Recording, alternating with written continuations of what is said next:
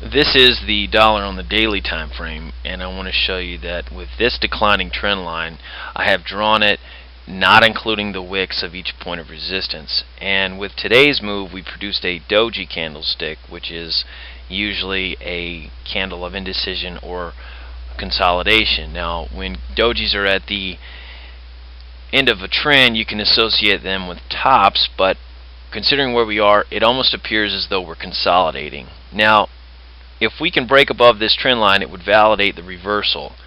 But I do want to mention that if we can break this trend line, we're going to be coming in at a fairly strong level of resistance. We're going to be first met with sellers at this point, but we also have to chew through this previous cluster zone. Each time you can see that this level has acted as a very strong level of resistance and support. It was held up at this point. It stopped kind of here as well as here. We dipped slightly below it. We really couldn't break all the way down from here. We had even more of a sell-off, but it was slightly below these lows. So it just tells you that really all of this is just such a strong level of support. And a lot of times when you're in such a huge zone of where buyers and sellers are kind of fighting it out, the grind higher is going to be even more difficult to get out of this whole entire area. And so I just want to tell you that in order for, if these prices can break this trend line and try and exceed these highs, it's going to take a very massive, strong amount of buying pressure to be able to do that. Okay, and take a look at the VIX. This is the VIX on the daily chart, and again we have this bullish falling wedge. Prices managed to break out of it. It does appear that we're back testing, but the larger importance is that we've also been basing for some time, and there's the saying of the length of the base is the height of the move, and it's not necessarily as accurate as the length of the base, but it does tell you that when prices are basing, that usually you get a very strong move, a directional move to either the upside or downside. Now the fact that we are coming in at a support zone, and you can see before that when prices were quietly trading sideways, we got this huge thrust higher, and volatility, was on the rise, and you get these big bars, a lot like this. We did get a bearish cross on the stochastic. The MACD has not produced a bearish cross. It is still remaining above its signal line. The histogram bar did tick down, so we would need to see follow through with today's session by a close below the low of today. Take a look at the S&P 500. This is the daily chart.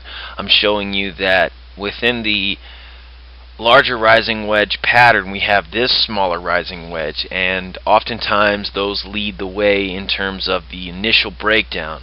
But again, like I said, we still don't have a reversal, but prices are in the apex as they're trading this way of the pattern. Unless we get a sideways move where prices morph into a larger and different pattern, kind of like what we saw in the VIX, so far we must respect this pattern and see what comes of it. Again, prices remained above the 10-day moving average. We're not seeing much of any kind of weakness. We're just seeing sideways action. We saw a small move in the Russell today, but again, with today's move, the histogram bars still tick lower, the stochastic still pointing straight down. We were unable to exceed the highs of yesterday's session, which is again bearish. Here it is on the hourly time frame. You can see that the types of sell-offs are pretty nasty. Prices rally up, they try to, and then they get just smacked back down. There was the MACD looking to roll over. The stochastics did as well. So we'll have to see what happens with this. Again, I see every time the Russell trying to get back to these highs, they fail to get above these highs. So this is becoming harder and harder for price to regain these previous peaks. Just keep that in mind, because usually the Russell and the transports give you a heads up for what's to come in the market. Apple's hanging man and the doji that was from yesterday. These two are signals of tops within a move to the upside, especially towards the end of a trend. Now, we've had a parabolic move for 3 months, and Apple has been the leading driver of the market. So once we start to see a sell-off, and obviously, as you know, that most parabolic moves end fairly quickly. You can go back and look at silver's run up in May and see exactly a very similar pattern. It just kind of wiped out all of the gains. So if Apple is the first to go, then you'll start to see kind of a domino effect where liquidation is taking place in the tech sector, and then it rolls over to the S&P and then the Dow.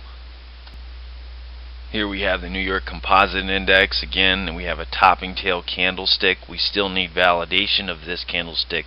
A close below the 8,140.74 level. That would be confirming this topping tail candlestick.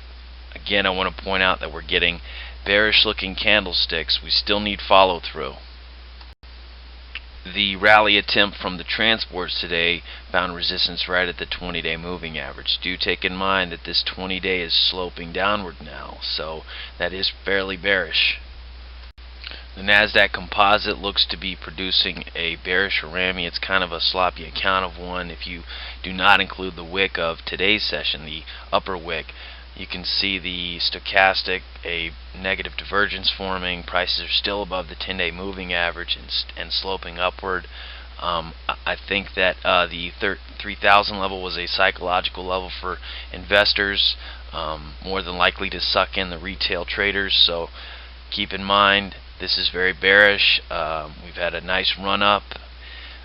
We'd be looking for a pullback or a sell-off of some sort, and I think in the days ahead it's likely we're going to get one. Rising wedge again taking place on the euro. You can see that the MACD looks like it wants to break. The RSI putting in a slight small divergence. You can even see on the histogram bars that a divergence has formed. This is the daily chart, so remember, rising wedges can break pretty hard. We still have a pattern of lower highs and lower lows. So far, you know, this level has been a fairly strong level of resistance for the euro, and it's something that we'll have to watch and see. So have a good night.